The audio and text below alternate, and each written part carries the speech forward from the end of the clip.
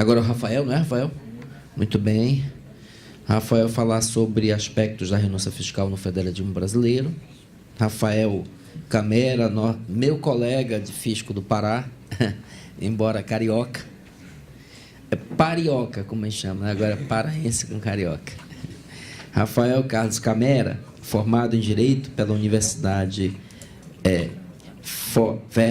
Federal do Rio de Janeiro, mestrando em Direito das Relações Internacionais e Integração na América Latina pela UDE Montevidéu, especialista em Contabilidade e Direito Tributário com ênfase em risco fiscal, auditor fiscal de Receitas Estaduais do Pará e é atualmente vice-presidente do Sindicato dos Servidores do Fisco Estadual do Pará, Sinifisco, que é presidido hoje pelo Catete, né? Que está aqui. Então, com a palavra aí, Rafael Camera. Agradeço o convite aqui do ASTI. A gente fez um trabalho em conjunto, um trabalho que foi levado a esse livro nosso, que vai ser publicado em junho pelo FENAFISCO. E a gente vai aproveitar esse momento aqui para expor parte desse trabalho e expor também um outro questionamento que é diretamente relacionado ao tema desse seminário, que é renúncia fiscal. E a minha abordagem vai ser de duas renúncias que afetam, basicamente, o federalismo brasileiro. Uma questão bastante atacada em virtude do enfraquecimento dos entes estatais e municipais em relação à União, principalmente desde 94. Né? Eu vou falar, primeiramente, sobre a Lei Candir.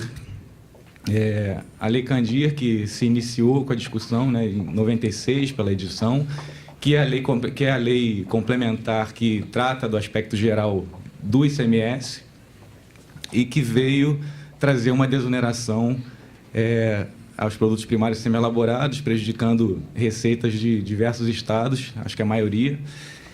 E depois a gente vai falar um pouquinho também sobre a desvinculação de receitas da União, que também é um tema que afeta diretamente o nosso federalismo. A gente vai apresentar aqui uma ideia e ver se os senhores concordam para a gente dar andamento aqui num pedido, né? Perante a sociedade. Bom, inicialmente, quando você fala em Lei Candir, a gente começa falando, em Lei Candir, a gente começa falando da Constituição. A Constituição estabeleceu que os produtos industrializados eram desonerados da tributação estadual e os produtos primários semi-elaborados teriam a facultatividade da mesma desoneração se houvesse uma lei complementar. Então, essa lei complementar veio depois, em virtude da situação econômica do país, que em 94 a gente teve a eleição, a presidência do Fernando Henrique, que ele tomou diversas medidas que prejudicaram a nossa balança comercial para poder conter a inflação, que era o grande mal na época anterior ao governo, e a grande bandeira do Fernando Henrique era o Plano Real. E ele trouxe duas medidas que prejudicaram a nossa balança, que foram, primeiro, a abertura das importações e também a questão da paridade, da valorização forçada do real, que fez com que os nossos produtos ficasse barato para você importar e caro para você exportar. Então, teve uma necessidade de uma compensação dessa saída de capitais, e algumas das medidas adotadas, primeiro, foi recorrer a empréstimos do FMI. Né? A gente sabe que esses empréstimos sempre vinham com contrapartidas austeras, de austeridade fiscal, e desde essa época o servidor vem sido mais atacado como aquele que está incumbido de pagar parte dessa conta. E, além disso, 2 anos depois, em 94, veio a Lei Candir para desonerar. Só que a Lei Candir, ela veio não só desonerar a tributação dos primários semi-elaborados, ela trouxe também a necessidade de uma compensação de crédito, né? Os estados deveriam honrar créditos decorrentes dos insumos e, além disso, os estados deveriam compensar os créditos decorrentes dos ativos imobilizados, onerando principalmente... onerando a maioria dos estados, mas principalmente aqueles estados cuja parcela de arrecadação dependia muito da tributação proveniente da exportação. Então, assim, os principais estados prejudicados, né, a gente expôs isso no trabalho com percentuais, foi o estado do Pará, o estado de Pernambuco, o estado do Maranhão, Amapá, Sem contar Minas Gerais, que perdeu bastante, sem contar Mato Grosso, que a gente sabe que todos esses estados tiveram perdas volumosas, até nominalmente falando, até maiores do que esses primeiros citados, mas que proporcionalmente também o prejuízo foi grande para esses estados, né? Então, em 2003 veio aquela emenda constitucional 42, que, mais uma vez, incrementou essa política de renúncias fiscais e incrementou, consolidando a desoneração dos primários e semi-elaborados, né? Dificultando a revogação, que antes era por lei complementar e agora é no âmbito constitucional. E, além disso, ela trouxe, no artigo 91 do ADCT, a questão da compensação. A gente começou a discutir a compensação sobre... a compensação seria dada por uma lei complementar que disporia sobre critérios, prazos e condições para essa compensação. Até trouxe aqui o artigo 91, mas acho que não vai ser necessário. Que a ideia é essa, a ideia é que haja uma compensação para os estados. Essa lei, até hoje, não existe. Então, diante disso, diante dessa omissão do Congresso em editar essa lei, foi dada entrada a uma ação direta de inconstitucionalidade por omissão, a DO 25 de 2013, que foi julgada favorável, foi determinada a mora do Congresso. E foi estipulado o prazo de 1 ano para que o Congresso se manifestasse, produzindo o ato legislativo que compensasse os estados. Houve projetos encaminhados no Senado, houve projetos da Câmara que já tinham sido propostos antes, que deram prosseguimento nesse período, mas até hoje a gente vê que está tudo parado. Então, o prazo foi expirado, esse prazo de 1 ano já acabou. Agora, a ideia da decisão era que, se o Congresso não se manifestasse, o Tribunal de Contas faria o cálculo, mas está completamente parada essa discussão. Então, a gente muda a nossa discussão aqui, na questão da Lei Candir. Agora, a gente, no âmbito da reforma tributária solidária, a gente vem trazer a discussão da retomada, porque, quando se fala em reforma tributária, no nível que a gente discute aqui, é necessário uma mudança até constitucional, né? Não só complementar, como constitucional. Então, nesse sentido, a gente defende a retomada da tributação pelos estados dos bens primários semi-elaborados e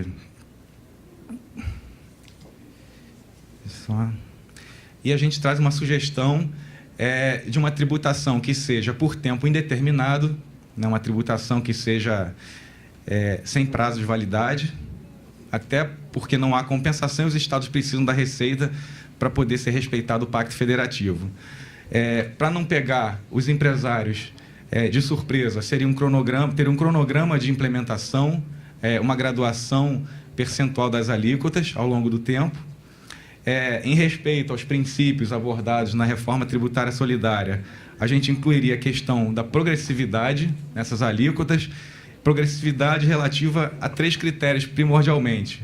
O primeiro deles seria o custo de produção do bem em relação ao preço. Quanto maior essa diferença, esse, entre aspas, spread, né, que o empresário tem, maior seria a tributação em virtude da sua maior capacidade contributiva. O segundo critério para avaliar essa progressividade seria o preço histórico. Ao longo da história, o preço foi um, e hoje, em virtude do mercado, da demanda externa, o preço está outro. Então, o empresário tem uma capacidade contributiva maior e também variaria a questão da alíquota pela progressividade nesse sentido. E também em relação à política de cada estado. Cada estado tem determinados bens que são essenciais para a sua economia. O estado do Pará, que é o meu, tem a questão do minério, a questão mineradora. Então, a essencialidade, a progressividade passaria também por um critério da importância daquele bem para o Estado, fazendo um conjunto de estudos para ver essa progressividade. Esse recurso arrecadado poderia formar um fundo diretamente ligado à exportação, um fundo que estimulasse as pesquisas, o desenvolvimento das pesquisas, um fundo que desenvolvesse a infraestrutura, o escoamento, ferrovias, vários projetos de ferrovia há no país que estão parados, precisando de recursos para dar continuidade.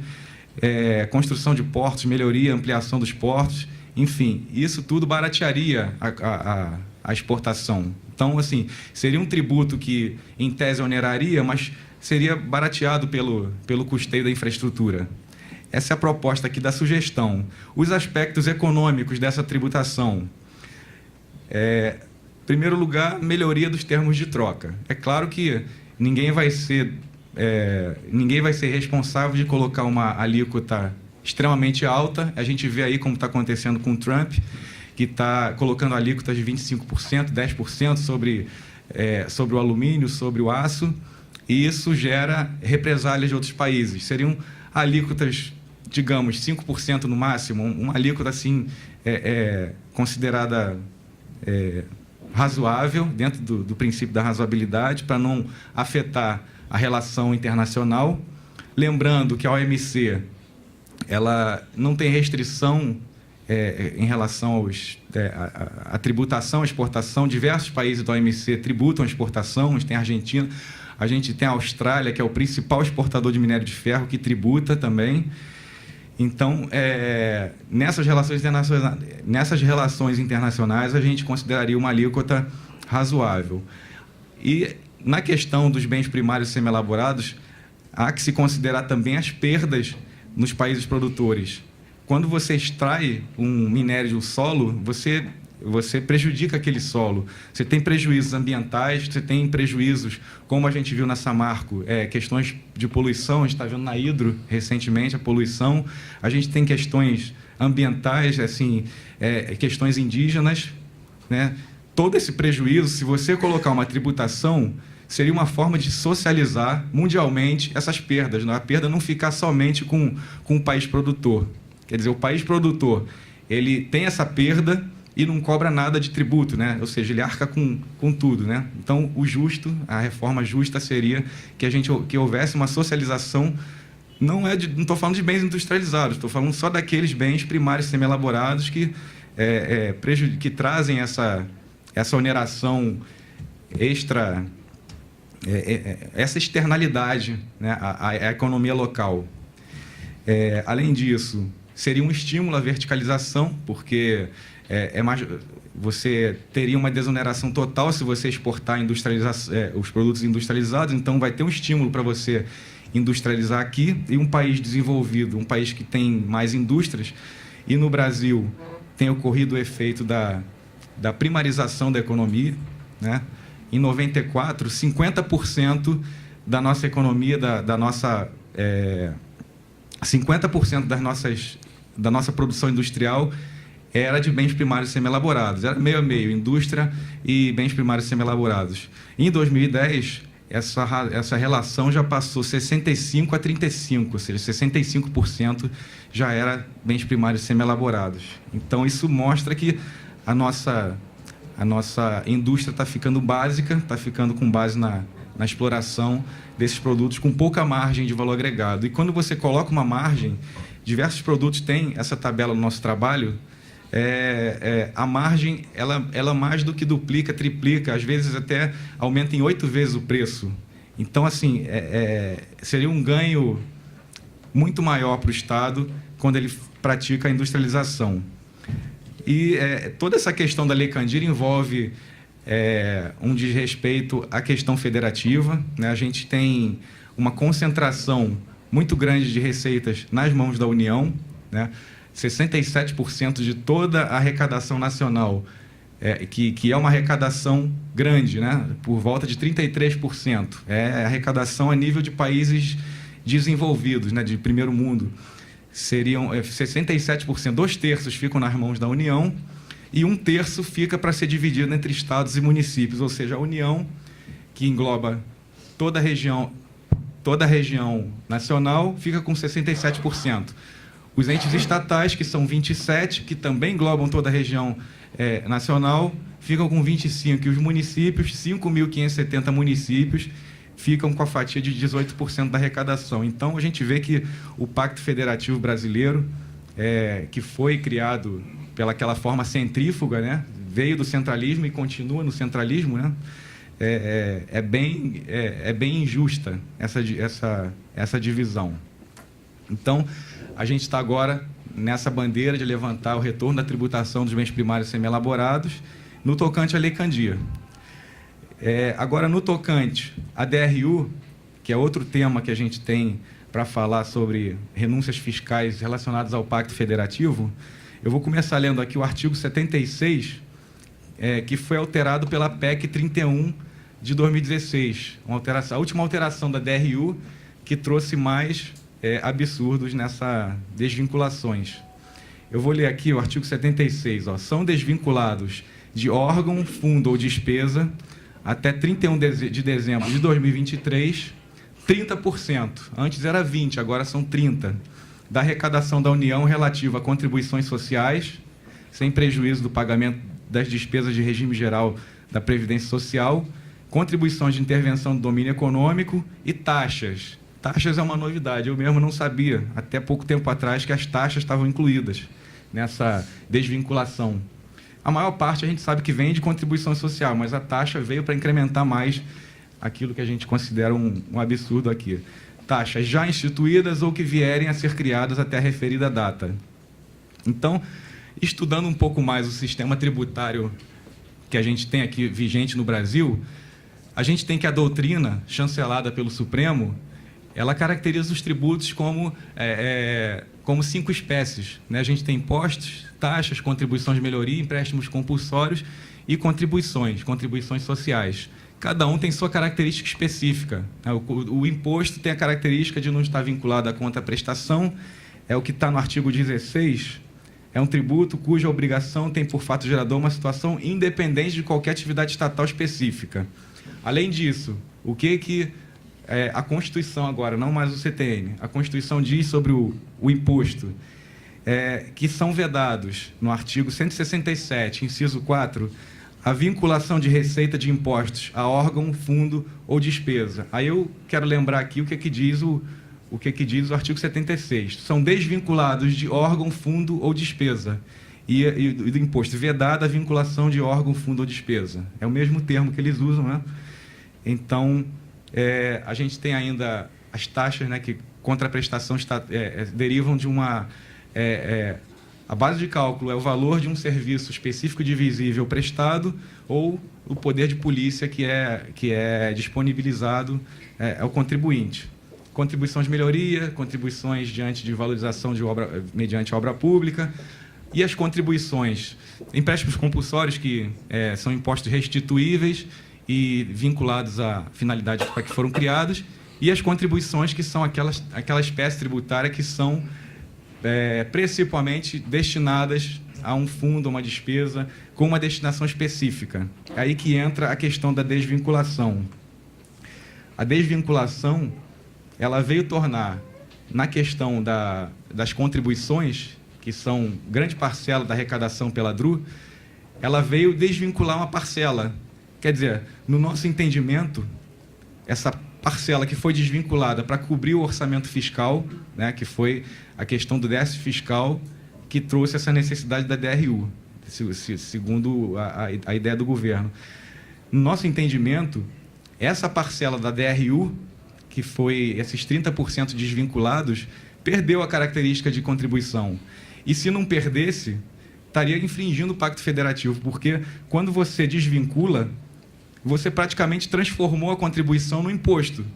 Só que o imposto, ele é compartilhado, né? A gente tem um artigo aqui que fala do... artigo 157.2. Pertencem aos estados e ao Distrito Federal 20% do produto da arrecadação do imposto que a União instituiu no exercício da competência que lhe é atribuída pelo... Quer dizer, impostos residuais, né? Impostos novos, impostos que não são aqueles que a Constituição originariamente criou. E quando você descaracteriza uma parcela da contribuição, a gente entende que estaria criando uma espécie de imposto dentro da contribuição. E se criou isso para respeitar o Pacto Federativo, deveria haver essa perseguição, por nossa parte, dos 20% do que foi desvinculado. Senão, seria muito fácil, né? Ao invés de você criar impostos, aumentar impostos que são distribuídos, né? IPI, imposto de renda, que são distribuídos para os estados, e é o que foi feito na arrecadação, a proporção nas mãos da União aumentou, principalmente pela criação de novas contribuições. Seria muito fácil você abocanhar todas as receitas e não distribuir nada. Então, e agora você vem e quer desvincular para usar como se imposto fosse.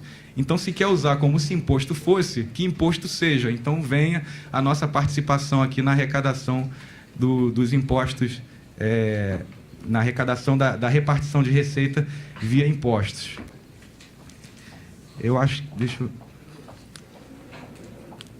eu queria finalizar aqui também com alguns pensamentos aqui, que é o seguinte: quando você tem uma renúncia fiscal, menos receita significa necessariamente menos direito. Aí vem o empresário, diz que o peso morto da economia é causado pelo imposto. Só que o peso morto é o peso que traz vida à população.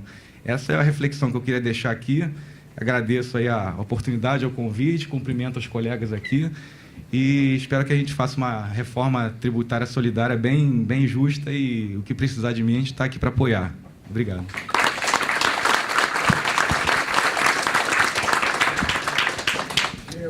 Muito bem, Rafael.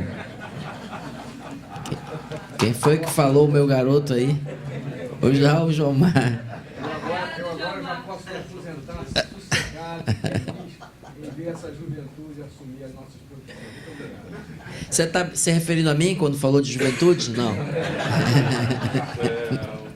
Rafael, tá bom. Olha, não, sério, o peso morto é o que traz vida. Fantástico, muito bom, cara. Legal. Obrigado, Rafael. Muito bom. Quero passar agora ao Fernando Geiger Silveira, que vai conversar um pouco conosco sobre gastos e renúncias tributárias e panorama geral, internacional e particularidades do caso brasileiro. O Fernando Geiger é engenheiro agrônomo da Exalc, USP, doutor em economia pela Unicamp, pesquisador do IPEA desde 1998, não se insere no conceito de juventude do Jomar, portanto, e professor da Unieuro, DF, desde 2014. Estagiário de pós-doutorando do PPGE UF, que é a Universidade Federal Fluminense, 2018. Trabalhou na Fundação de Economia e Estatística do Rio Grande do Sul, entre 91 e 98. Foi professor da FACEPLAC, DF, 2002 a 2011, Unimep, Piracicaba, 2004 a 2005, UNB e Uniceub. São 20 anos no magistério superior e em pós-graduação, ministrando cursos de estatística, microeconomia, introdução à economia, economia brasileira, matemática e metodologia de pesquisa. Pesquisador visitante da FIP USP, 2004 a 2007, e pós-doutoramento na Lyndon B. Johnson School of Public Affairs, da Universidade de Texas, em Austin, em 2011 e 2012. Principais objetos de pesquisa: impactos distributivos na tributação do gasto público social, agricultura e desenvolvimento, desigualdade e pobreza, perfil de demanda das famílias brasileiras, avaliação de políticas sociais, previdência e assistência sociais. Com a palavra, Fernando Geiger. Muito obrigado pelo convite, prazer, bom dia a todos. Alguns aqui eu já conheço. A área eu trabalho com questão de justiça tributária, equidade fiscal e mensuração de impactos distributivos há muito tempo, né? E, na verdade, uma das áreas que eu acho que tem menos estudos é na área de gastos e renúncias fiscais, assim, pelo que eu tenho visto, né? A gente até que tem, mas começa pelo que o secretário disse, que era o meu primeiro ponto, eu fico contente. É um tema, é um conceito em disputa, vamos chamar assim, né? Todo mundo faz de um jeito, calcula de um jeito, pensa de um jeito, acha que é de um jeito. A gente pode usar várias experiências. Vou começar com o que a gente tem mais organizado, que é os dados da Receita. Não que os estados não tenham, mas o conjunto dos estados não tem. No caso da receita, e no caso geral, as pessoas consideram gasto tudo aquilo que não está na regra, né? Então, por exemplo, dentro da receita está o simples, mas o simples está na Constituição quando diz que tem que ter regimes especiais para pequenos empreendimentos. A priori, você não está fugindo da regra geral, né? Mas, em compensação, a isenção de lucros e dividendos do imposto de renda da pessoa física, quando é distribuído, não está nas estimativas de gasto tributário. Não sei por quê, porque, na verdade, o imposto de renda não tem nenhuma legislação, tem uma lei depois, a lei de 1995, que isenta a distribuição de lucros e dividendos para a pessoa física, mas, a priori, você poderia colocar lá e não botar as filantrópicas. Todo gasto com as filantropias está lá, só que tem 2 artigos na Constituição que diz que as filantrópicas têm que ter benefícios fiscais, claramente. Ou seja, sai filantrópicas, entra filantrópicas, mas não entra lucros e dividendos dos pejotizados. Isso é claramente uma disputa de um conceito. E esse é um problema muito sério no caso das renúncias. Cada um fala uma coisa, né? Cada um faz um tipo de estimativa e não está ligado à tecnicalidade, está ligado ao poder político e econômico. Não resta dúvida, né, que o que faz isso acontecer não é a exegese ou a leitura que se faz da lei, mas eu acho que é muito mais. Eu não quero que meus dados estejam publicizados dessa forma. Porque no gasto tributário, em geral, é onde se escondem as maiores, vamos chamar um termo, as capturas da política fiscal, por quem quer que seja. Normalmente, quem captura são elites econômicas, classes médias tradicionais, porque fica camuflado. Eu vou usar um exemplo meio caricatural, mas que chama atenção, não tem a ver com as renúncias dos estados, que é as deduções de educação no imposto de renda. As deduções de educação privada no imposto de renda, que todos os senhores devem ter feito para os seus filhos, os que têm meia idade devem ainda estar fazendo, como o Charles já pararam de fazer, e como esse rapaz estão começando a fazer. Agora eu te botei mais velho também. Esse é um benefício que não existe em outros países, e que está escrito constitucionalmente que a educação é direito do cidadão e dever do Estado. Não há razão de você subsidiar a educação privada via uma dedução do imposto de renda se você tem que ter uma educação pública. Há de convir. Esse custo é da ordem de uns 5 bi, né? Evidentemente, quando eu defendo que acabe com isso, todo mundo já fica puto comigo, porque eu estou começando a legislar contra toda a plateia, né? E aí, quando mexe no bolso, meu Deus do céu, eu sou pela justiça, eu sou pela... mas no meu bolso, não. Mas vamos ter que legislar contra nós uma hora, não tem saída. Mas esse caso dos descontos de educação, se você pegar o valor da educação, multiplicar por 27,5 e dividir por 12 ou por 13, dá mais do que um Bolsa Família. Ninguém fala isso. Ninguém fala que a classe média, os 20% que pagam imposto de renda, e desses os que têm dedução do imposto de renda, tem um Bolsa de Família. Para cada filho tem um Bolsa Família. Qual a diferença aqui no Bolsa Família? O filho tem que frequentar, tem que passar de ano. E, nesse caso, só a nota fiscal. Só, não precisa de mais nada. Pode reprovar, pode ser vagabundo, pode fazer o que quiser. E vários outros tipos desses gastos. Então, eu acho que isso é a coisa mais importante, eu acho que é isso que o grupo de trabalho a gente tem que se esforçar. Os últimos trabalhos que tentaram, pelo menos, discutir o conceito, apresentar, são de 2014, 2015, a Roberta Afonso fez um, a Selene do Inesc fez outros, tem uns outros estudos que tentam compatibilizar, juntar dado primeiro, tá? Que esse é outro grave problema, que é meu segundo ponto. Então, eu queria dizer isso, que é um tema em debate, tá? Eu acho que tem uma coisa histórica, vou dar uma pulada, porque eu tinha feito uma anotação aqui. Todos os países estão crescendo os gastos tributários, tá? Eu disse que vamos fazer comparação internacional, a gente tem uma grave dificuldade de fazer comparação internacional porque a gente não tem números nossos. Então, você pega um texto de um grande professor da Federal de Pernambuco, tem um currículo maior que o meu, bem maior, porque aí só tem umas perfumarias, o Nelson Paes Leitão, que é inclusive auditor da Receita e professor da Federal de Pernambuco. O trabalho dele, que é uma comparação internacional, infelizmente, a gente não pode levar em conta porque não tem os estados lá. Só está comparando a Receita Federal com os dados dos outros países. Os outros países estão. Então, nós temos muita dificuldade de fazer comparação porque nós não temos os dados compatíveis com compulsados e bem construídos, unificados ou harmonizados em uma medida de estados. E se pudéssemos ter de algum município, seria melhor ainda, mas não temos nada. Tem muitos estados que não cumprem todas os ditames, né? Tem estados que cumprem muito mal e mal e, de vez em quando, não discriminam tributos, e tem aqueles que são muito mais aprimorados nisso. Mas a metodologia de cada um é de cada um. É uma liberalidade muito grande, a despeito de ter manual, de ter alguma coisa, as pessoas... Isso um pouco pela capacidade, pela expertise de algumas administrações fiscais, e outra coisa porque a transparência é menor aí, não tem uma pressão da sociedade, é uma coisa meio escondida mesmo, e aí eu concordo com o Charles.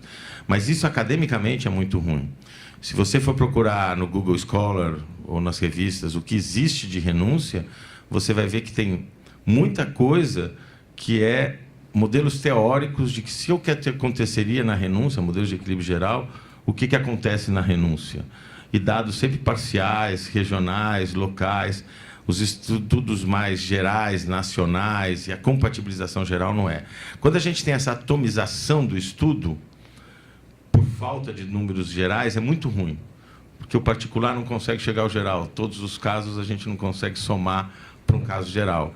Está faltando, então, e eu aí parabenizo o grupo da gente tentar fazer esse esforço, tentar, porque eu já estou me convidando, né?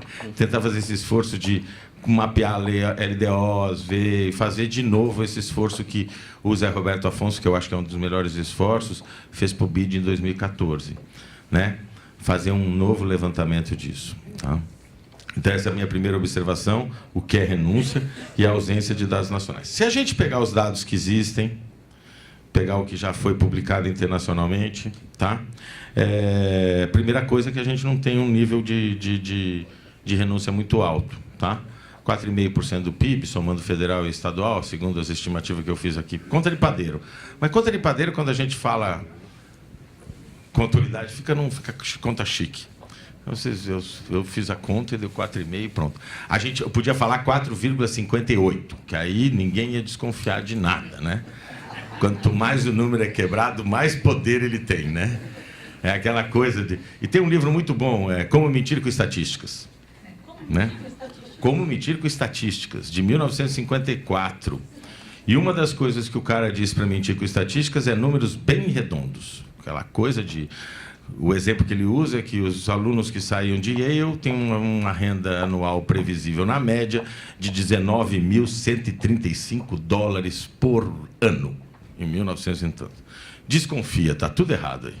Né? Tem viés de seleção. Aí ele vai desconstruindo esses números redondos. Então, a minha estimativa de 4,5 é mais ou menos essa, tá? É a média da OCDE. Não fugimos muito. Todos estão crescendo, todos estão aumentando. Uma diferença que tem, mas está ligada ao nosso perfil de carga, é que a OCDE dá mais em renda. Tá? A OCDE, 2/3 dos benefícios tributários é via imposto na renda, via renda, e 1/3 via consumo. E o nosso é invertido. Mas nossa carga também é invertida. Né? Ou seja, enquanto eles lá são muito mais de renda, nós somos muito mais de tributo. Mas não temos nada muito aquém. A OCDE, diferentemente da gente, tem muitos estudos sobre renúncias e impactos de renúncia. Em especial, porque isso eu já fiz um levantamento uma época, por isso que eu sei, porque é um mundo isso aí, hein? Esse é o problema, é um mundo muito grande da renúncia e do gasto e pouca gente voltada a isso. Porque tem muitos meandros, eu acho que a pessoa foge um negócio disso, porque isso aí não vai me dar muito sucesso. Eu vou entrar numa areia movediça e não vou sair. Mas, no caso das políticas de financiamento de ciência e tecnologia, que são muito importantes, as renúncias fiscais no âmbito da OCDE, isenção de imposto de renda da pessoa jurídica, na pessoa jurídica, se ela comprou equipamentos e máquinas, deduz todos os juros, todo o capital comprado. A discussão é, vale mais a pena renunciar ou dar o dinheiro diretamente para o cara via FINEP? A discussão é essa. Faz um programa de investimento via uma FINEP, uma financiadora de projetos, ou faz a renúncia fiscal. É a grande discussão, e aí eles fazem exemplos de quase experimentação, né? Pegar uma região muito semelhante a outra região, e nessa região eu vou dar via fundos, e nessa região eu vou dar via incentivos. Melhor dar o dinheiro direto, pelos últimos resultados. Mesma coisa que a gente pode pensar em desoneração da cesta, por exemplo. A desoneração da cesta, eu já escrevi defendendo a desoneração da cesta quando comecei em 1998. Eu era um fã, porque os pobres vão ficar com os alimentos mais baratos. É verdade, hein? As pessoas dizem que isso não acontece, mas acontece. A translação é boa no início e depois as margens se recuperam, mas não é tanto, não. O preço chega lá. O alimento é mais barato em estados que desoneram frente a outros. Então, isso não é um problema. E, evidentemente, se a cesta básica fica mais barata, os pobres saem ganhando mais em termos de renda real, não em termos de renda nominal. O dinheiro no bolso não aumenta. O que aumenta é o poder de compra. E o poder de compra aumenta mais para os pobres do que para os ricos. Mas você está abrindo mão de recolher dos ricos um volume maior. Porque os caras comem mais tomate, alface, carne, são mais gordos, inclusive. Vide eu aqui, né? Então, essa é a primeira questão. Aí as pessoas falam, a gente está fazendo uma política de foco social, e isso vale para tudo, hein? Para todas as decisões de renúncia. Eu podia enumerar todas as razões que se apontam para renúncias, né? Incentivo ao setor empresarial, ao desenvolvimento. Eu tenho uma lista muito boa de um texto aqui, eu ia até citar, posso até... Mas, nesse caso, que tem um caráter de política social, as pessoas começam, mas eu estou gastando... Estou gastando, não. É aquilo, né? Depende do que eu pensar. Estou recolhendo menos dos ricos. Estou recolhendo menos do que eu recolhia.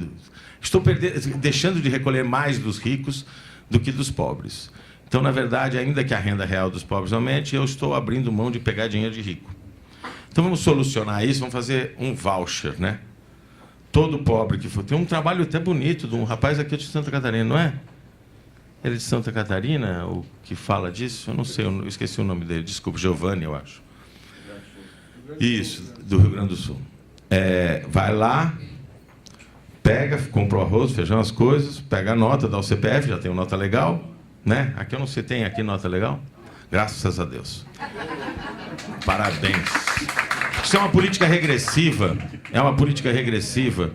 Eu vou usar isso aqui um pouco porque é importante, que é uma captura. Essa política é uma captura também, tá? Vou contar um pouco da história porque eu acho que tem a ver com isso. Mas voltando à cesta básica, a ideia dele agora compra. Nós já temos um cadastro de pobres bem construídos no Brasil. Oxalá continuemos tendo. Ou seja, o cadastro do Bolsa Família, o cadastro dos estados para assistência social, cada vez ficam melhores esses cadastros. Censos dos pobres, que bom que nós temos, né? E aí não tem sigilo, né? Para divulgar quanto que ganha, pode tudo, né? Agora, divulgar o quanto que uma empresa deixou de pagar, eu não sei de onde tem sigilo nisso, porque só o que ela deixou de pagar, não estou falando mais nada dela. E aí me afilio, não sou causídico, mas me afilio ao colega do TCU, não vejo porque o valor da renúncia não tem nada a ver. Né? Uma renúncia alta pode significar que o cara está bem ou o cara está mal, pode significar tudo. Mas, na verdade, não significa nada, não sei quanto que eu deixei de pegar dele. Né? Mas você tendo esse cadastro e podendo comprar, você pode devolver para o cara o dinheiro. Né? E ele vai lá na Secretaria da Fazenda, pega o dinheirinho e gasta de outro jeito. Na verdade, isso tem um custo administrativo muito grande. Eu sou mais favorável, então faça mais farmácia popular, mais mercado popular, dá mais dinheiro via o cartão, que a pessoa pode decidir. Mas, enfim, a gente tem feito essa discussão porque a gente viu que os resultados, às vezes, não são bons. Tá? Então, essa é a primeira coisa. Tem poucos monitoramentos, isso é um horror, porque é difícil monitorar o que a gente também não conhece, o que a gente está disputando. A gente, de vez em quando, fala, não tem transparência, não tem isso. Se a gente não sabe o que é o conceito, a gente tem um cipoal de conceitos, a gente não tem os dados organizados, como a gente vai avaliar? É risível a gente imaginar que está faltando avaliação nisso. Está faltando, primeiro, consensuar determinadas coisas, mostrar a importância do assunto, para depois sair à roda. A gente, de vez em quando, está colocando um assunto à frente. Sobre as comparações internacionais, é isso. Na verdade, nós somos 4,5%, o Canadá é 7%, os Estados Unidos são 6%, a OCDE é 4,4%. Só que é tudo sobre renda, a maior parte. Isso é uma coisa que a gente tem que mudar. Tá?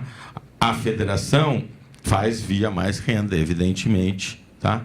Eu posso falar muito sobre as desonerações, sobre os gastos tributários da União, porque eu tenho estudado isso. Tá? Tenho me voltado a isso e estou chamando isso, inclusive, de capturas. A gente gasta 20 bilhões de reais de isenções, com isenções aos idosos no Brasil, via duplicidade do limite do imposto de renda ou a isenção para doentes crônicos. Não há razão, nenhum país do mundo gasta tanto com 20% da população, sejam doentes ou não tem porquê.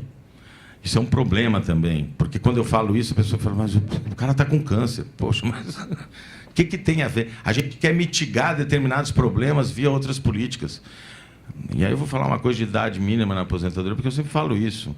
Evidentemente que mulheres são discriminadas no mercado de trabalho. Está aqui claro. Só tem uma moça na mesa. O fisco é o lugar da maior discriminação que existe. Depois do fisco, eu acho que é avião. E ontem, graças a Deus, era Elisa no comando do avião. Coisa rara, não sei quem já voou com mulher dentro do avião, comandando o avião. Eu faço esses levantamentos porque eu acho que... Eu tenho 2 filhas, eu comecei a ver que a gente tem que defender as mulheres. Não, mas é verdade. Mulheres sofrem muito, né? Então, eu depois falo, mas eu disse para ela que eu tinha que dar uma ajuda nesse caso. Então, na verdade, não tem razão de você fazer isso. Como não tem razão outra coisa, que a gente tem uma dedução de imposto de isenção, uma renda do imposto de renda, que é a indenização sobre quando você é demitido. Por quê? Eu não vou pagar imposto de renda sobre essa indenização. Isso tudo são relações de pactos fiscais que foram sendo construídos com as classes médias, com a classe média tradicional, com o empresariado. E as renúncias entram nisso. Era o que eu ia falar ao final. A despeito disso, os estudos que se voltaram para a questão do processo legislativo não apontam troca de favores.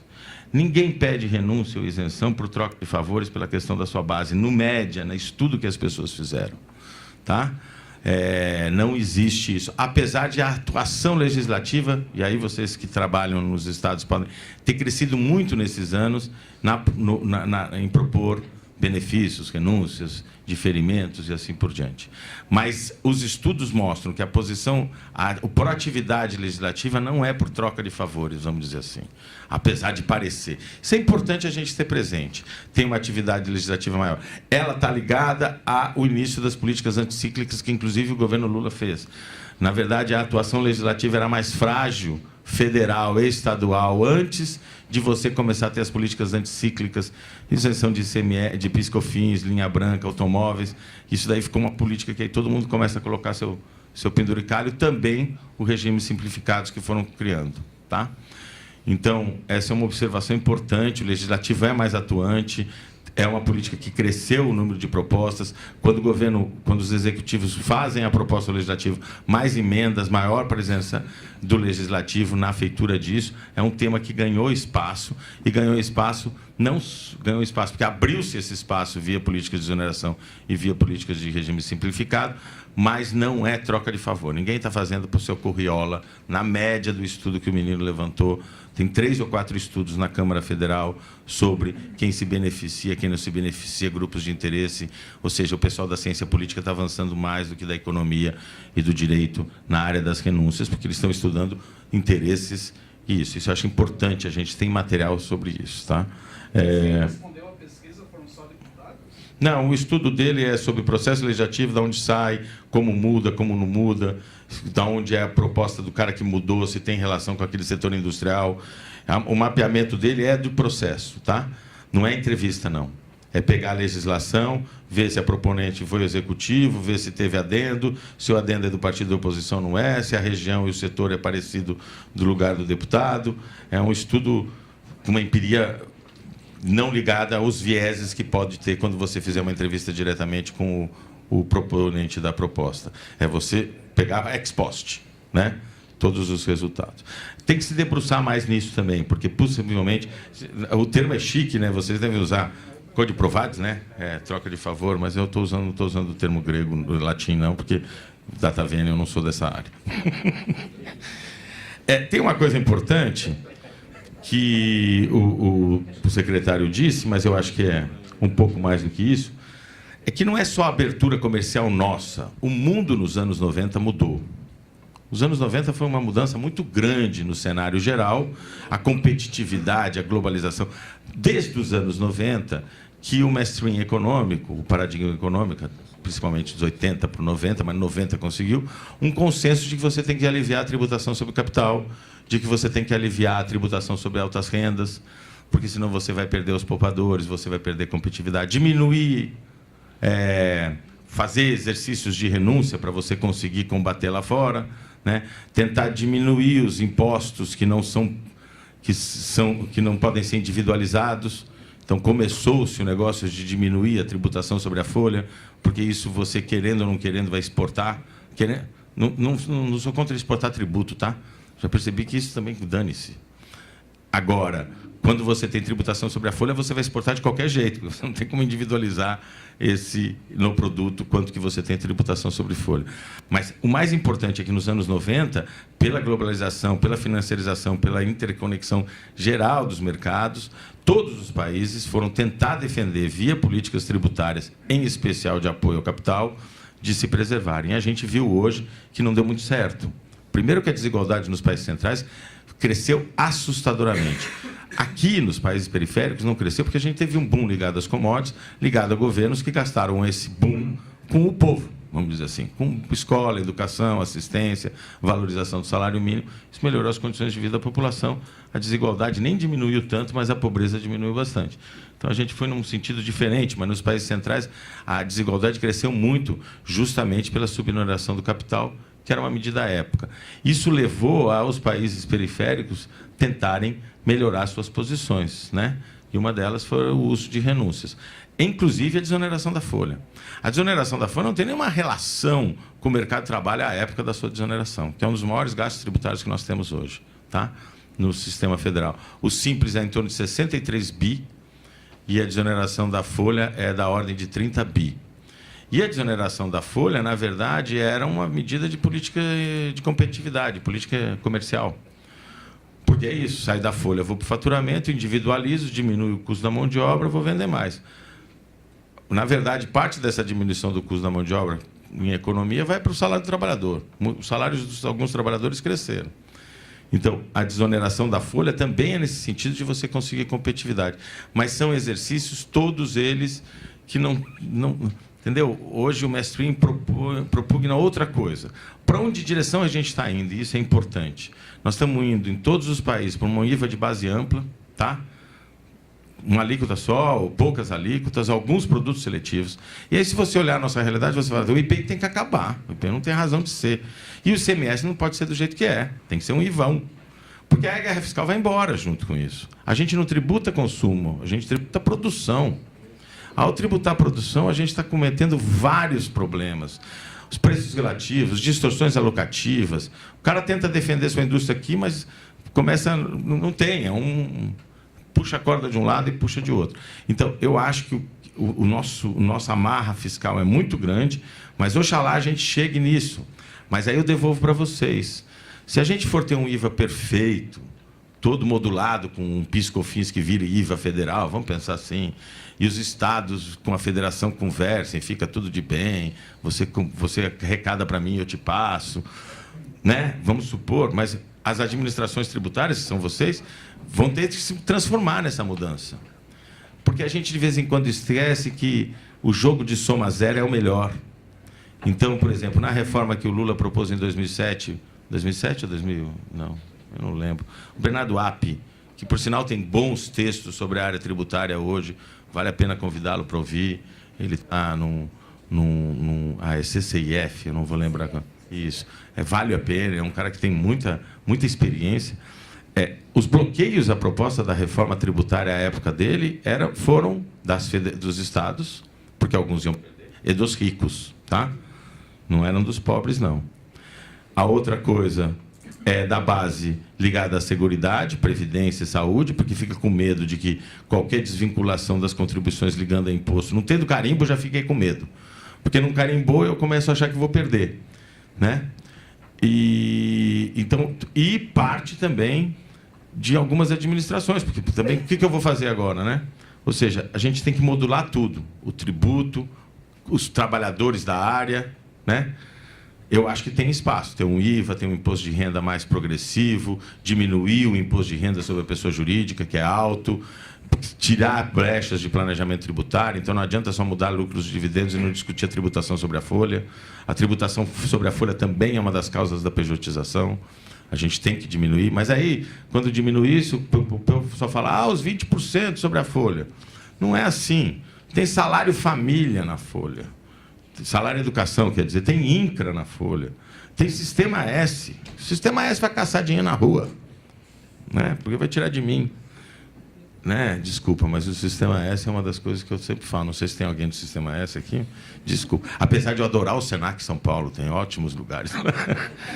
Mas é isso. Eu acho que a questão da guerra fiscal se avolumou pelo que era os anos 90, se avolumou pela disputa, mas ela só é possível porque é um imposto sobre produto. Se fosse um imposto no consumo, no destino, não teríamos. E é isso que a gente tem que lutar. A partir disso, a gente não vai ter mais esse cipoal, essa confusão de regras. É interessante, pelos estudos, e aí você citar Santa Catarina, que os estados mais ativos na guerra, e deve ter todos os seus motivos para sê-lo, são aqueles que têm a maior participação, estima-se maior grau de renúncias. Amazonas, Goiás, Santa Catarina e Bahia.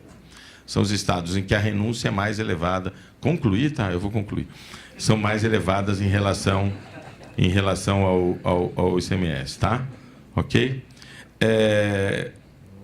Na verdade, é meio essa ideia de que a gente tem que... Agora, porque aí fica uma coisa anacrônica, né?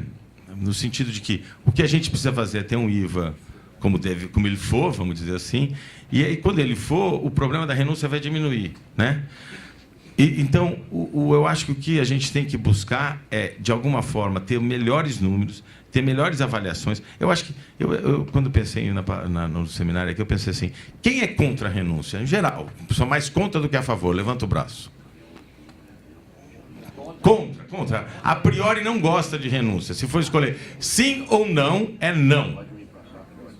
Levantem mesmo, senão a gente perde. Eu estou fazendo uma caricatura, tá? E quem é a favor? Não importa. Tá vendo? Depende, não. É isso que tem que fazer, sim ou não. Eu acho que esse problema do não, que eu também levantaria a mão, é porque ela está num sistema que ela é mais uma coisa não funcional. Mais uma disfuncionalidade. Muito obrigado. Fugiu o termo. Agora, ela teria funcionalidade se a gente tivesse um sistema mais azeitado, né? Eu acho que é isso que inclusive porque as isenções, a experiência europeia, os benefícios fiscais via imposto de renda são mais efetivos, né? E aí, se a gente tem uma tributação mais sobre a renda, a gente pode fazer. Isso tira espaço dos estados terem discricionalidade? Depende. Porque é outro acordo federativo que a gente precisa ter também. Porque os estados, o que eles precisam é de grana, mais do que discricionalidade na política tributária. E grana não necessariamente ele precisa da discricionalidade, ele precisa do governo transferir mais, ter mais participação na arrecadação, e existe espaço para as administrações ajudarem nisso. Então, o que eu sinto é que a gente precisa estudar mais as renúncias para ter um bom panorama dela. Infelizmente, eu não tenho um bom panorama, como vocês viram. Eu falei coisas, mas números mesmo, apesar dos meus 4,57, não tem. A gente tem fragilidade, tem poucas avaliações. Mas eu acho que o caminho é para que elas se reduzam onde elas estão mais volumosas, que é nesse cipoal, né, de cargas. No caso dos gastos tributários federais, que é o que eu estou estudando mais, só uma outra observação, que são os regimes simplificados, para terminar mesmo. E eu sei que, eu perguntei para ele, os regimes simplificados, os estados também se afiliam e não tem nenhuma discricionalidade, né? Eles têm que seguir uma regra que já está lá descrita. Então, já abriram mão disso. Agora, o nosso regime simplificado é a coisa mais risível do mundo, porque nós temos 90% das empresas brasileiras no Simples. Isso não existe. Não existe. Porque nosso limite agora é $1,5 milhão, quando o país que tem o maior limite tem $150 mil. Aí tu começa a falar isso, eu falo isso. Comecei a estudar sobre as políticas e, olha, questão tributária, quem quiser seguir academicamente com outros olhos, sair um pouco só da lei em si, e começar a tentar estudar economia, filosofia disso, e a fundo mesmo, tem campo para burro. Porque nós temos uma fragilidade analítica tremenda. A Inglaterra lança documentos de 1.500 páginas sobre proposta de reforma, não vai nada para frente, mas são 1.500 páginas do Instituto Fiscal Independente deles. Sendo que 250 páginas só sobre tributo sobre propriedade. Um em 78, um em 95 e outro em 2011. Pega os mais pica-grossa, desculpa, os professores mais importantes lá, sentam e fazem. E são liberais. E são liberais de fato, porque isso falta nesse país, liberais de fato, que defendem a priori confisco. Morreu, confiscou. Porque se é liberal, mérito é o que você faz, não o que você recebe. Porra, mas se eu confiscar todas as heranças, eu quebro o meu país. Aí eu começo a discutir eficiência. Mas liberal mesmo, né? Porque o cara começa com um pensamento de igualdade de oportunidades. Ou seja, ninguém pode começar a corrida diferente. Mérito é mérito, é escolhas que você faz depois. O resto tudo é loteria natural. Ser branco, ser preto, ser inteligente, ser burro, ser talentoso, não ser. Você não é merecedor disso. Quem tem merecimento é porque teve responsabilidade. Você não teve responsabilidade de nascer em São Paulo, na Avenida Paulista, branquinho, filho de classe média. Sou eu. Né? Faz aquela pergunta para a plateia, se o pessoal é favorável à isenção para o filho estudar. Só para ver se a proporção é Tá feita a pergunta. Eu vou deixar para você, na hora que você fizer a pergunta. Sobre regime simplificado, é isso, é uma captura também. E, na verdade, os regimes simplificados são ruins. Aí a gente começa a estudar, e eu parei para falar que a gente tem que estudar mais. Se você for ver, um dos nossos problemas é que qualquer país do mundo, a pessoa para fazer negócio não precisa ser PJ. E nesse país, para a pessoa ser um negociante, ele precisa inventar de ser pessoa jurídica. Lá se tem a pessoa física que é negociante. Isso facilita. Você vai começando a ver em vários países, não tem essa rigidez legal em algumas coisas. Rigidez legal é um termo que pode não existir, mas vocês entenderam, né? Então a gente tem que estudar mais as experiências internacionais naquilo que nós estamos querendo mudar, e isso falta também para mim e para os colegas do Fisco. Estudar, pegar a experiência internacional, cotejar com a gente, sair do nosso mundinho, que o nosso mundinho tem muitas amarras, que se a gente não conseguir desatar elas, nós vamos chegar lá. Muito obrigado.